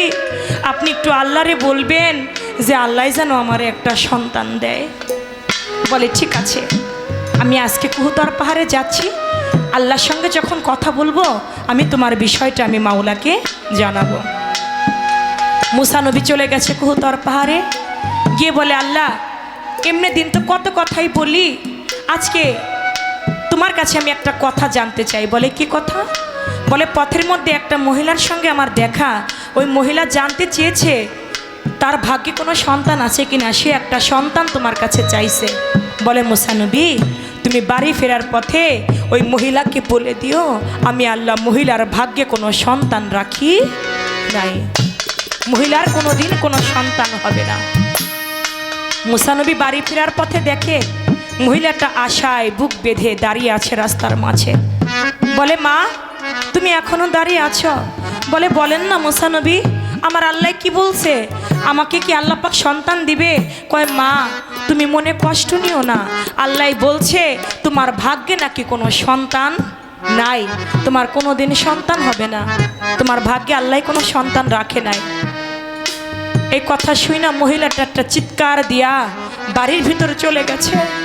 বাড়ির ভিতরে গিয়া অনেক সময় শুয়ে শুয়ে কান্না করছে।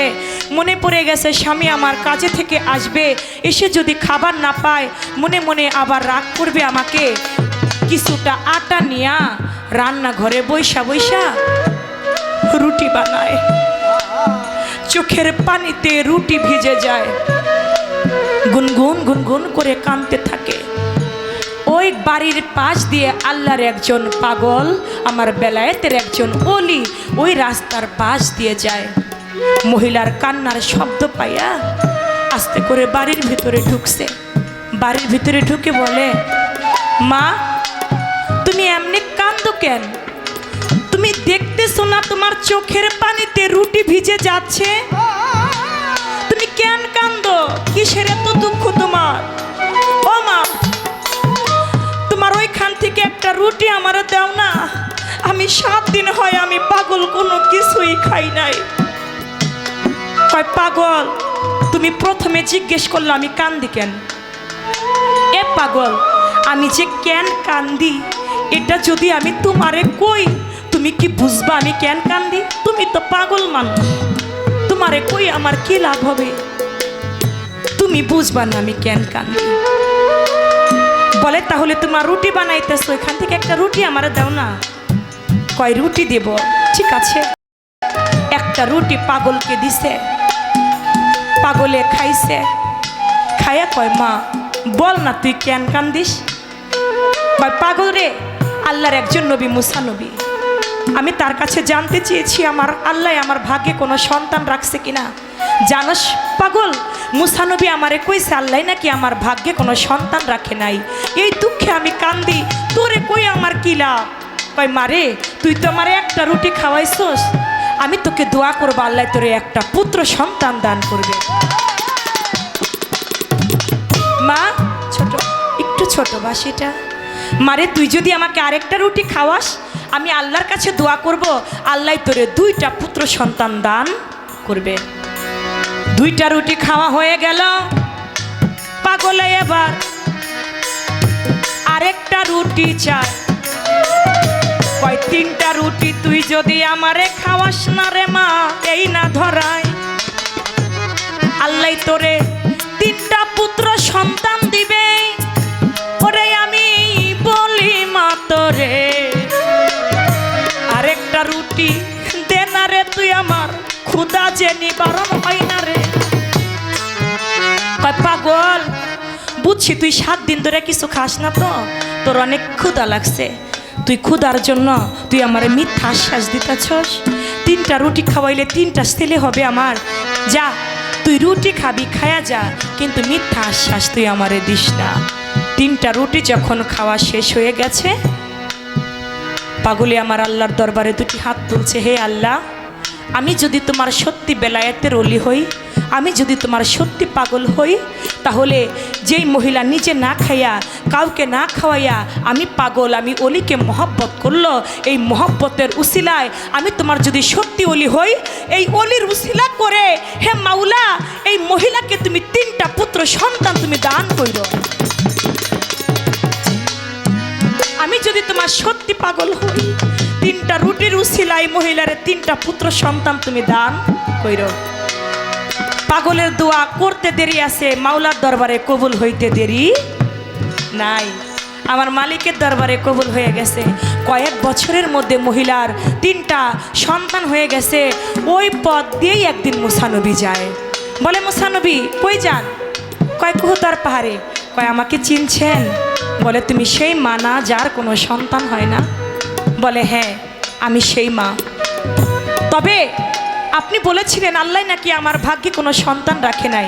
এ মুসা নবী আপনি একটু বলবেন তো, আজকে যে আমার একে একে 3টা সন্তান হইল, এটা আপনার কোন আল্লাহ আমারে দিল? আল্লাহ নাকি আমার ভাগ্যে কোনো সন্তান রাখে নাই, আজকে যে আমার একে একে 3টা সন্তান হইল, এটা আপনার কোন আল্লাহ দিল? এটা আপনি আমাকে বলবেন। মুসা নবী লজ্জিত হইয়া গেছে, মুখে কোনো কথা ওই মহিলাকে বলল না। 3টা সন্তান মহিলা দাঁড় করাইয়া মুসা নবীকে দেখাইলো আজব ঘটনা। আল্লাহর কাছে কুহতর পাহাড়ে গিয়ে কয় আল্লাহ তোমার কাছে আমি আজকে একটা কথা জানতে চাই। কয় কি কথা? কয় তোমরা আল্লাহ কয়জন? কয় কেন রে মুসা নবী আজকে এই কথা? কয় তোমরা আল্লাহ কয়জন? কয় কেন? আমি আল্লাহ এক, আমার কোনো শরিক নাই, আমি লা শরিক, আমার কোনো পিতামাতা নাই, আমি কাউকে জন্ম দেই নাই, আমি কারো হতে জন্ম নেই নাই, আমি কারো মুখাপেক্ষী না, বরং সবাই আমার মুখাপেক্ষী। বলে তাই যদি হয় তাহলে ওই মহিলার একটা মহিলার বিষয়ে আমি জানতে চেয়েছিলাম। তুমি সেদিন বলেছিল ওই মহিলার ভাগ্যে তুমি কোনো সন্তান রাখো নাই। আজকে ওই মহিলার একে একে 3টা সন্তান হয়েছে। আল্লাহ আমি জানতে চাই, তোমার কথা তো 2 হয় না, ওই মহিলার সন্তান পাইল কই? কেমনে হইল ওই মহিলার সন্তান? তুমি না বললাম মহিলার ভাগ্যে সন্তান নাই? বলে মুসা নবী কেমনে হইল এটা তুমি দেখতে চাও না শুনতে চাও? বলে মাওলা যেটা দেখা যায় ওইটা শুনে কে? আমি দেখতে চাই। বলে তুমি যদি দেখতে চাও তুমি দেখতেও পাবা, শুনতেও পাবা, কিন্তু এই মুহূর্তে কেন জানি আমার একটু মানুষের মাংস খাইতে মনে চায়। মুসা নবী, মুসা রে, এই মুহূর্তে কেন জানি আমার একটু মানুষের মাংস খাইতে মনে চায়। এ মুসা তুমি কি পারো আমার একটু মানুষের গোস্ত খাওয়াইতে? কয় আল্লাহ তুমি কি কও? কয়জন মানুষের গোস্ত খাইবা? আমি মুসা নবী তোমারে খাওয়াবো, কোনো ব্যাপারই না। একটা পেয়ালা নিয়ে একটা ছুরি নিয়ে মুসা নবী দুনিয়ার বুকে মানুষের বাড়ি বাড়ি ঘুরে বেড়ায়। তোমরা কেউ আসো? আমার আল্লাহ মানুষের মাংস খাইতে চাইছে, গোস্ত খাইতে চাইছে, তোমরা কি কেউ পারো আমার আল্লাহরে 1 টুকরা মানুষের মাংস খাওয়াইতে? মুসা নবীর কথা শুনে মানুষ কয় কি কয় মুসা নবী? মুসা নবী পাগল হইয়া গেছে। যে আল্লাহরে আমরা কেউ কোনোদিন দেখলাম না, সেই আল্লাহ নাকি মানুষের মাংস খাইতে চায়। মুসা নবীকে কেউ লাঠি দিয়া আঘাত করতে চায়, কেউ পানে ছিটা দিতে চায়, কেউ তাড়া করে। মুসা নবী দৌড়াইতে থাকে, কোনো মানুষ দিতে রাজি হইল না। মুসা নবী দৌড়াইতে দৌড়াইতে বাজান আমার একটা জঙ্গলের পথ ধরে। জঙ্গলের পথ ধইরা মুসা নবী কিছু দূরে গেলে দেখে বেলায়েতের এক পাগল বাজার জঙ্গলেতে শুয়া রয়। মুসা নবী মনে মনে চিন্তা করে এই না ধরায়, দুনিয়ার মানুষের কাছে মাংস চাইছি, মানুষ আমারে মাংস তো দেয় নাই। তারা করতে করতে আমারে জঙ্গলের দিকে তাড়িয়ে দিয়েছে এই না ধরায়। আমি যদি পাগলের কাছে মাংস চাই, পাগলে কি আমারে চিনবে আমি মুসা নবী? পাগলে কি বুঝবে আল্লাহ মানুষের মাংস খাইতে চাইছে? না জানি পাগলে আমারে ধইরা মারে। আমি পাগলের কাছে মাংস চাবো না, আমি সামনের দিকে আগাই যাই। সামনের দিকে যখন আগাইছে, আমার বেলায়েতে রলি পাগল পিছন দিকে ডাক দিয়া কয়, মুসা নবী, মুসা নবী, আমি পাগল বইলা বুঝি আমারে তোমার পছন্দ হয় না মুসা? আপনাদের কারো কাছে খারাপ লাগে? ধন্যবাদ। বলে, মুসা, আমি পাগল বইলা বুঝি আমারে তোমার পছন্দ হয় না? মুসা, আমার আল্লাহ বুঝি মানুষের মাংস খাইতে চাইছে না? মুসা নবী, তুমি আমার কাছে কেন চাও না? কয়, আল্লাহ যে মানুষের মাংস খাইতে চাইছে তুমি কেমনে জানলা? আমি তো তোমার কাছে চাই নাই। আমি যে মুসা নবী, তুমি আমারে কেমনে চিনলা? বলে, এত কথা বলার সময় নাই, আমার আল্লাহ খাইতে চাইছে, দেরি করা যাবে না। তোমার পেয়ালাটা আমার হাতে দাও, দেখি না আমার আল্লাহ আমার কোন জায়গার মাংসটা খাইতে ভালোবাসে। বুক থেকে মাংস কাটে, হাত থেকে মাংস কাটে, কাটে রানু থেকে। না জানি আমার আল্লাহ আমার কোন জায়গার মাংস খাইতে বড় ভালোবাসে। মুসা নবী, না জানি আমার আল্লাহ আমার দেহের কোন জায়গার মাংস খাইতে ভালোবাসে রে মুসা।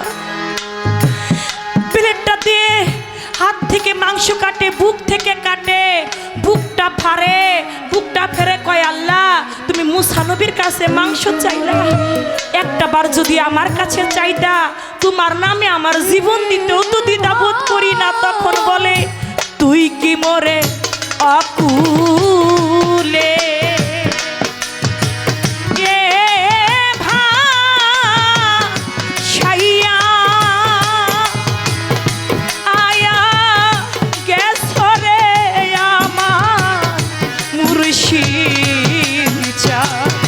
তুই কি মোরে সাগরে ভাসাইয়া আয়া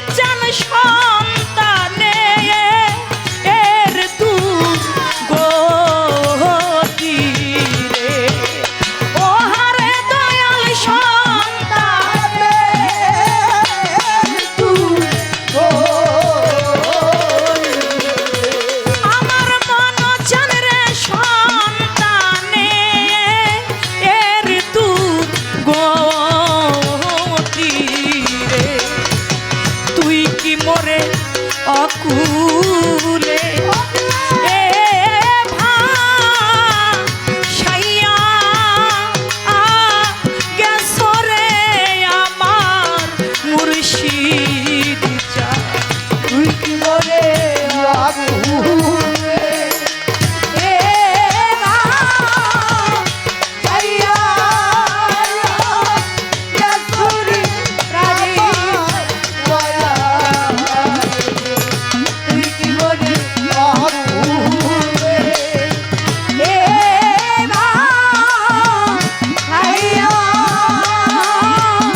গেছো রে দয়া পাগলে হাত থেকে বুক থেকে রান থেকে মাংস কাটে আর বলে না জানি আমার আল্লাহ আমার কোন জায়গার মাংস খাইতে ভালোবাসে।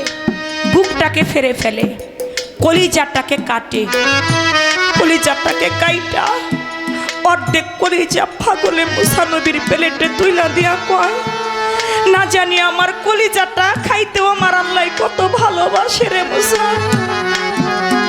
না জানি আমার আল্লাহ আমার কলিজাটাকেও খাইতে কত ভালোবাসে। কলিজা কাইটা দিয়ে আমার আল্লাহর নামে জীবনটা উৎসর্গ করে দিল। এদিকে মুসা নবী ওই প্লেটটা নিয়ে কুহুতর পাহাড়ে গিয়া কয় আল্লাহ তুমি না মানুষের মাংস খাইতে চেয়েছো, এই নাও মানুষের মাংস। মুসা নবী মুসা নবী তুমি মাংস কই পাইলা? কয় কত আমি তো ভাবছি যার কাছে চাবো সেই দিবে। দুনিয়ার কোনো মানুষ বিশ্বাসই করলো না তুমি মাংস খাইতে চাইছো। কয় যে আল্লাহরে দেখি নাই সে আবার মাংস খাই কেমনে? কোনো মানুষ রাজি হয় নাই। কয় তাইলে পাইলা কোথায়? কয় জঙ্গলের পথ ধরে মানুষে যখন আমাকে তাড়া করে, জঙ্গলের পথ ধরে গিয়া দেখি একটা পাগল হালসে বেহাল হইয়া শুয়ে রয়েছে। জানো মাওলা পাগলের গায়ে কোনো মাংস নাই, একবারে শুকনা, কিন্তু ওই পাগলটা কেমনে জানি জানছে তুমি মানুষের মাংস খাইতে চাইছো। জানো আল্লাহ ওর শরীর থেকে মাংস দিতে দিতে ওর কলিজাটাও তোমার অর্ধেক কাইটা দিয়া দিছে। কয় মুসা নবী আমারে বুঝি একটা পাগলে মাংস দিল না মুসা? বলে হ্যাঁ। বলে ও মুসা নবী আমি তো মাংস খাইতে চেয়েছিলাম তোমার কাছে। মুসারে তুমি কি মানুষ ছিলা না? ও মুসা তুমি কি মানুষ ছিলা না? তুমি কি পারতা না তোমার শরীর হইতে এক টুকরা মাংস কাইটা আমি আল্লাহ আমারে খাওয়াইতে? কই তুমি তো তোমার শরীর থেকে এক টুকরা মাংস কাইটা আমারে খাওয়াইলা না। আমারে বুঝো ওই পাগলে মাংস কাইটা খাওয়াইলো না মুসা। এবার একটু চিন্তা করো তো, ওই পাগল যদি আমি আল্লাহ আমার কাছে কিছু চাই আমি কি তারা না দিয়া থাকতে পারি? হ্যাঁ আমার আল্লাহর ওলি, আমার মনো চান, আমার বাহির চান, আমার সুরেশ্বরী, আমার বৈরাবরী, আমার আজিজ চান, আমার রশিদ চান, কিছু যদি চাই আমি কি তারে না দিয়া থাকতে পারি? আমি তারে না দিয়া থাকতে পারি না রে। কারণ আমার আল্লাহ পাক বলেছে আল্লাহ ইন্না আউলিয়া আল্লাহি লা খাউফুন আলাইহিম ওয়া লাহুম ইয়াহজানুন। আমার আল্লাহর ওলির কোনো ভয় নাই, তারা কোনো চিন্তিত না, তারা কোনো দুঃখিত না। আল্লাহর ওলির কোনো চিন্তা নাই, কোনো দুঃখ নাই, এটা তো আমার আল্লাহ নিজেই বইলা দিছে। সেই অলিগণ, সেই বেলায়েতের অলিগণ কিছু চাইলে আমার আল্লাহ তারে কখনোই খালি ফেরায় না। এজন্য লালন সাজির একটা গানে আছে, শুধু পুঁতি পড়লে কি পণ্ডিত হওয়া যায়, মধুর দেল দরিয়ায় না ডুবলে কি দরিয়ার খবর জানা যায়। এই দরিয়ার খবর জানতে গেলে বেলায়েতে আসতে হবে, তারপরেই জানা যাবে, তা না হলে জানা যাবে না। মাওলা জিরা ববিয়া ও দরুদ মাওলা জিরা ববিয়া দয়া নবীর খানা মাওলা এ মাওলা এ যদি তুই যাবি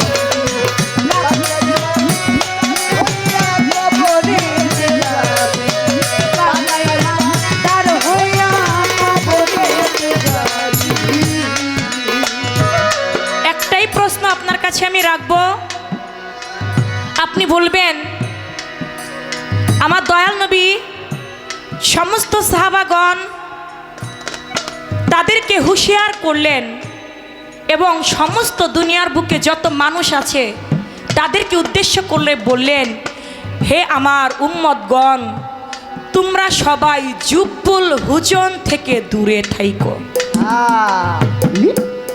তোমরা জুব্বুল হুজন থেকে দূরে থাইকো, আল্লাহর কাছে পানা চাইও। খবরদার, দোজক পর্যন্ত প্রতিদিন 400 বার আল্লাহর কাছে জুব্বুল হুজন থেকে বাঁচতে চাও। দোজক পর্যন্ত আল্লাহর কাছে পানা চাই, মাওলারে তুমি আমার জুব্বুল হুজনের মুখোমুখি কইরো না। 400 বার প্রতিদিন, তাহলে আমাদের জানা দরকার আছে না?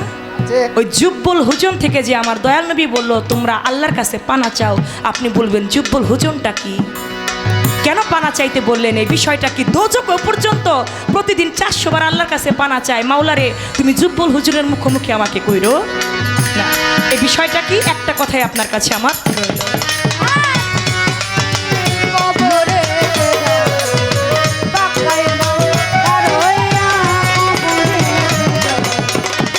ওরে আমার মাওলা জিরববিয়াত, দয়াল নবীর সালাত, মাওলাই আলীর মাওলাইয়াত, যেদিন তুই জানিবি পাক্কা ইমানদার হইয়া কবরেতে যাবি, পাক্কা ইমানদার হইয়া কবরেতে যাবি, পাক্কা ইমানদার হইয়া কবরেতে যাবি।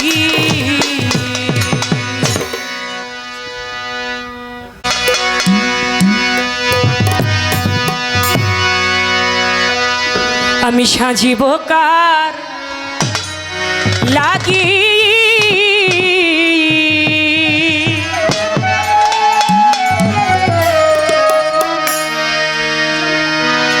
যার লাগিয়া এত সাজিল শৈশে হইয়াছে, যোগী প্রাণ সই সাজি বোকার লাগি, প্রাণ সই সাজি বোকার লাগি। আমি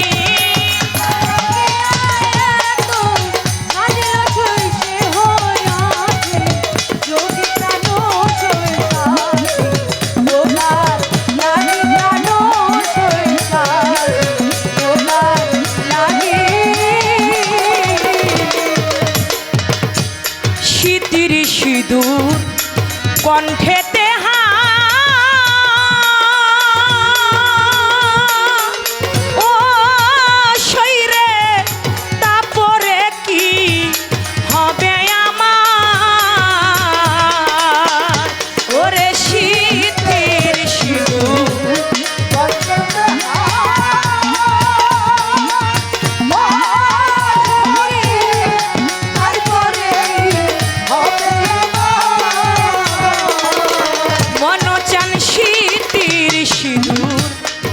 কণ্ঠেতে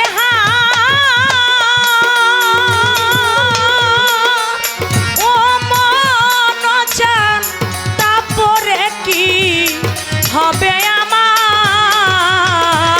রে কে দেখবে এই কণ্ঠে রিহার আমার প্রাণ বন্ধুবি, রাগি প্রাণ সই সাজি বোকার লাগি, প্রাণ সই সাজি বোকার লাগি।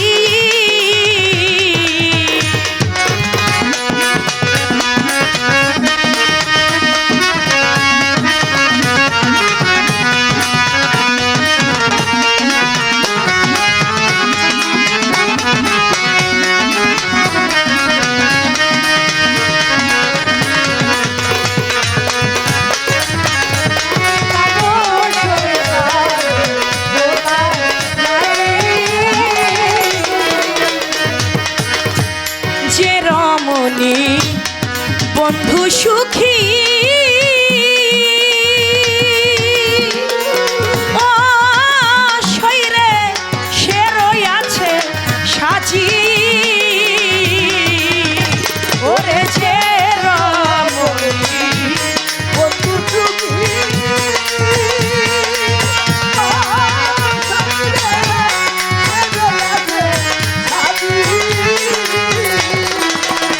শৈরে যে রমণী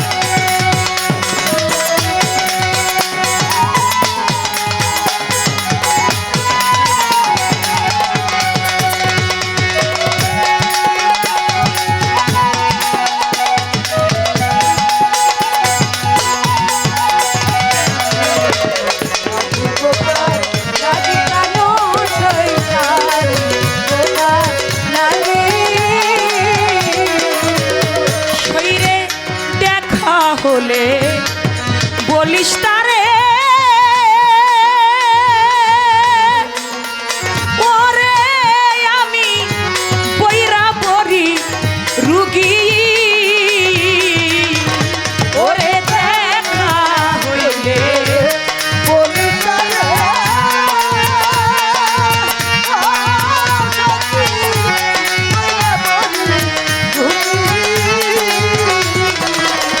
শরীরে দেখা হইলে বলিস তারে ওরে আমি বন্ধুর প্রেমের রুগী আমি কোন কথাই হইয়া দুশিল সইয়া তো জ্বালাই ভুগি প্রাণ সই সাজি বোকার লাগি প্রাণ সই সাজি বোকার লাগি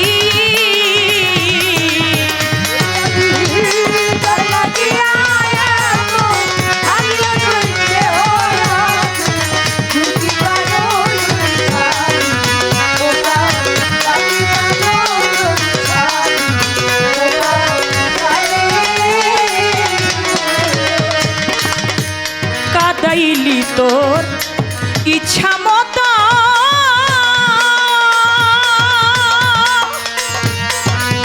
দরদিরে কাদাইলি তো মনের মতো ওরে সরকার আবুলের খুবই ওরে কাদাইলি তো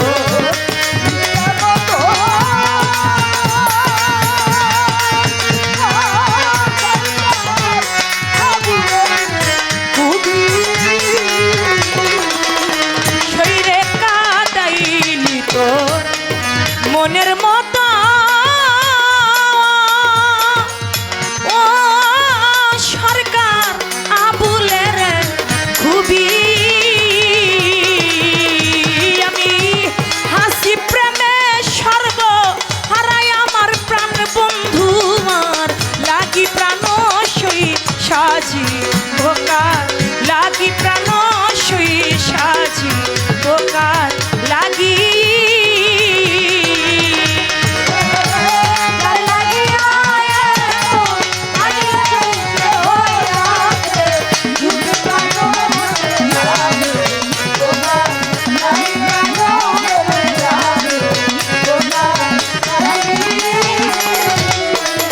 ওরে আমি যার লাগিয়া এত সাজিল শৈশে হইয়াছে যোগী প্রাণ সই সাজি বোকার লাগি প্রাণ সই সাজি বোকার লাগি